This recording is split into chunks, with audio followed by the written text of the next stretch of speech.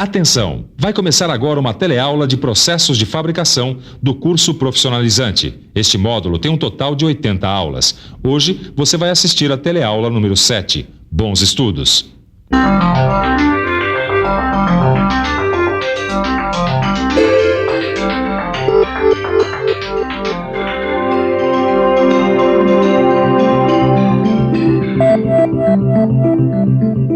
Satélites, naves espaciais, aviões, navios, trens, máquinas agrícolas, computadores, fogões, geladeiras e até panelas são resultado do encadeamento de vários processos de fabricação mecânica. Até uma peça simples como esta aqui passa por várias etapas de produção até chegar a uma forma como esta. Depois da fundição, são vários os processos de conformação mecânica que são utilizados até a formação de um conjunto mecânico. Processos como a laminação, a trefilação, a extrusão e o forjamento. Todos eles assuntos principais das nossas próximas teleaulas. Hoje nós vamos começar falando da laminação. Na teleaula de hoje você vai ver como se faz a conformação por laminação. Vai ver todas as etapas da laminação de um produto plano e vai conhecer algumas características e defeitos dos produtos laminados. Imagina como ia ser difícil fazer um almoço numa panela sem o processo de conformação mecânica da laminação. Ia demorar um bocado, não é? Pois trate de abrir o apetite do seu conhecimento, porque a nossa teleaula sobre laminação está começando.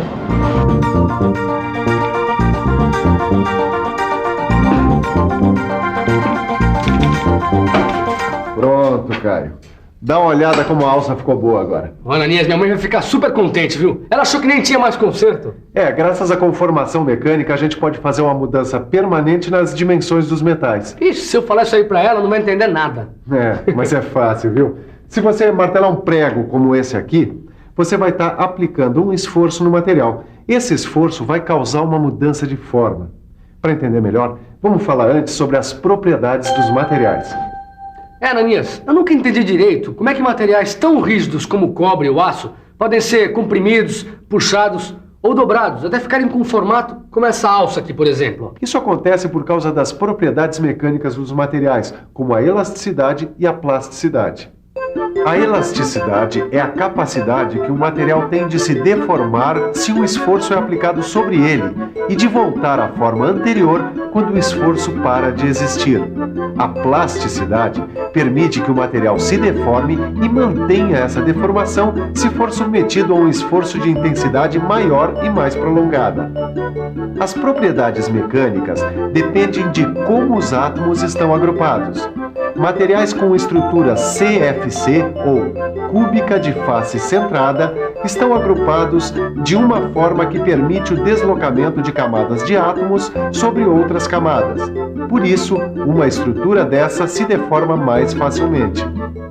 E quais são os materiais mais fáceis de serem trabalhados por conformação mecânica, Ananias? O cobre e o alumínio. Olha, o alumínio pode ser laminado até espessuras tão finas como a tampa desse copo descartável de água aqui, ó.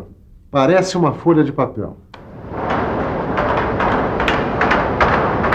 Nesse estágio que eu estou fazendo aqui nessa indústria, eu já aprendi várias coisas. Por exemplo, quando é que eu ia imaginar que uma placa como essa pode ficar tão fina até se transformar em papel alumínio? Para ver como isso acontece, a gente vai ter que falar em conformação por laminação. Olha aí um bom exemplo de conformação. O pasteleiro lá do meu bairro passa a massa entre os dois cilindros e a cada passada ela fica mais comprida e mais fina. Na laminação acontece a mesma coisa. Uma placa de metal é forçada a passar por entre dois cilindros que giram em sentidos opostos com a mesma velocidade. A cada passe de laminação, ou a cada passagem do metal pelos cilindros, a espessura vai ficando cada vez mais fina. Quando passa pelo cilindro, o material sofre uma deformação plástica. Por isso a gente tem que ficar por dentro.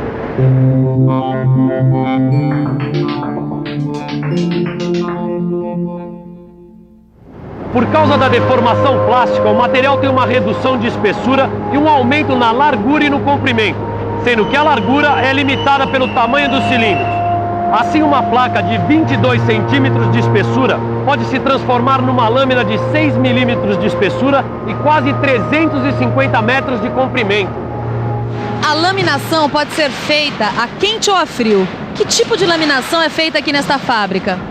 A laminação a frio, porque o alumínio é um metal de fácil conformação em temperatura ambiente.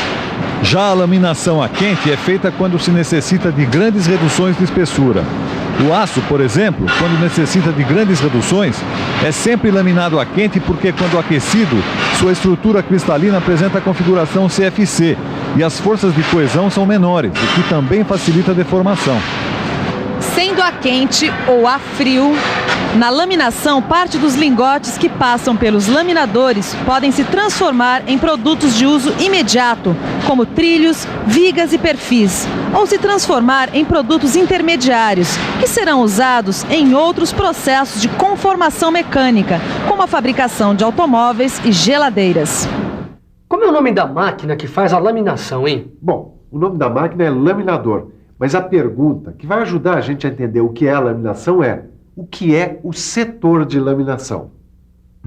O setor de laminação é organizado de tal modo que a produção é seriada e os equipamentos são dispostos de acordo com a sequência de operações de produção. Depois de passarem pelos cilindros, os lingotes já estão com o formato final desejado. Nas instalações de uma laminação, a gente encontra fornos de aquecimento e reaquecimento de lingotes, placas e tarugos, sistemas de roletes para deslocar produtos, mesas de elevação, tesouras de corte e, é lógico, o laminador. Olha aqui um laminador. Ele é formado por uma cadeira, que é a estrutura do laminador, e por uma gaiola, que é a estrutura que sustenta os cilindros. Uma coisa que eu aprendi é que os cilindros são as peças-chave dos laminadores, porque são eles que vão aplicar os esforços para deformar o metal. Dá uma olhada aqui, ó. Foi onde eu aprendi tudo sobre cilindros. Os cilindros podem ser fabricados em ferro fundido ou aço especial. Podem ser lisos para a produção de placas e chapas ou com canais para a produção de perfis. Os laminadores podem ser montados isoladamente, como este aqui, ou em grupo. Um grupo de laminadores, o pessoal dá o nome de trem de laminação. O trem de laminação, ele trabalha junto com equipamentos auxiliares e a sua denominação depende do número de cilindros que ele possui. Bom, mas eu acho que agora, para a gente entender esse trem direito, a gente vai ter que pensar um pouco. Vamos pensar um pouco. Deixa eu ver. Este aqui é o duo, composto por 2 cilindros do mesmo diâmetro que giram em sentidos opostos e na mesma velocidade. Este aqui é o trio. São 3 cilindros dispostos uns sobre os outros.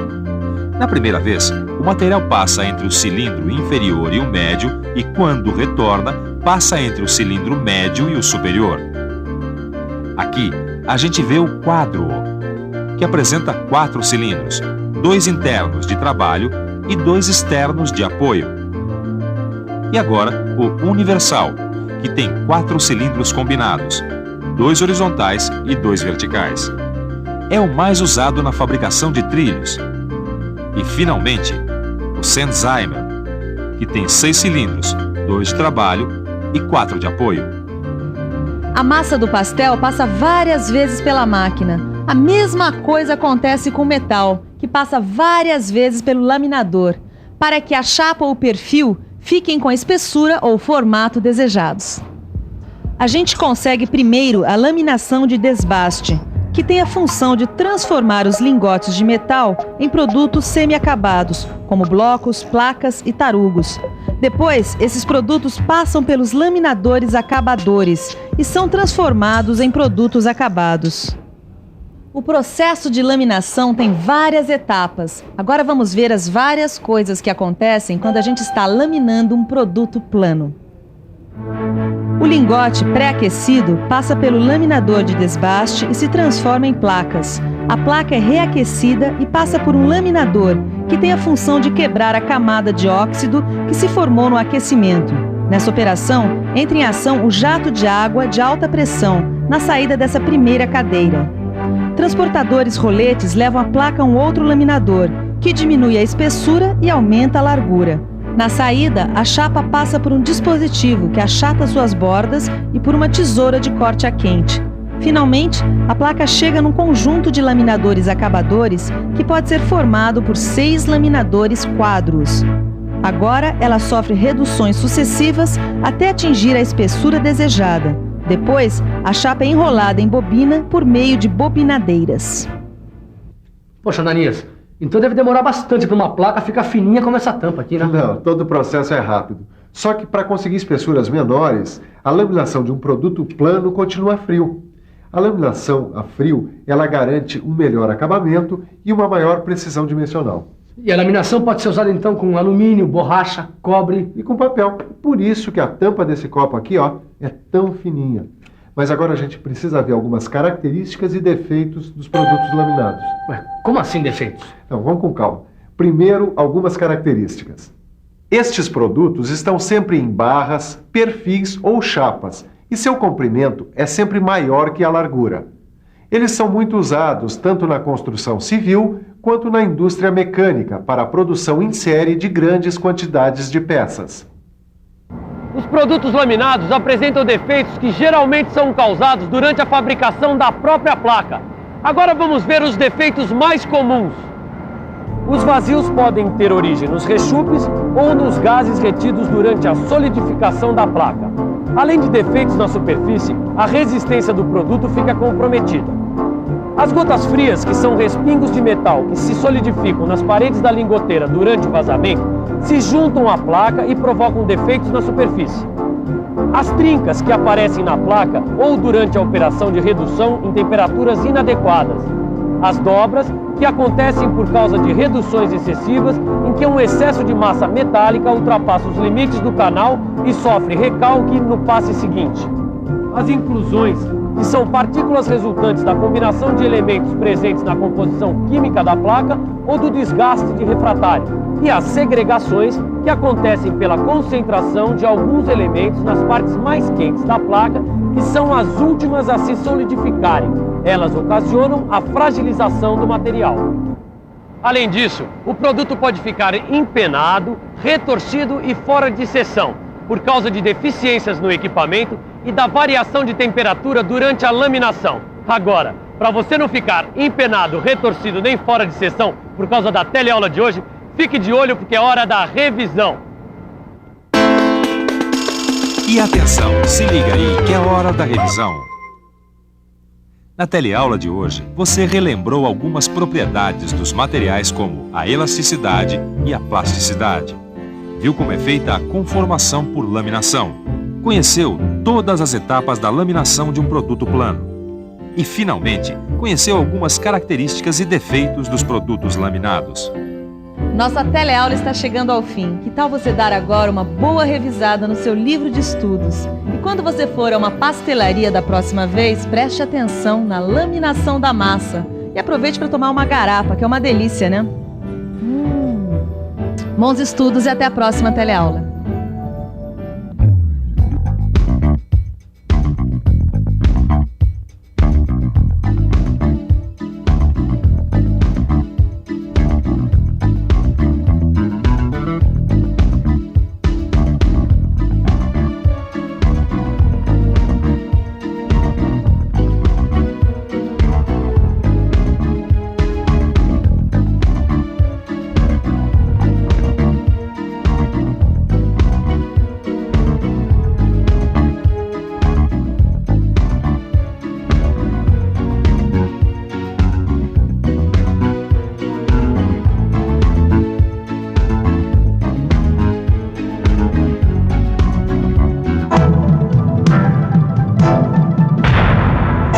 Telecurso 2000, um programa de educação do Sistema Fiesp e da Fundação Roberto Marinho.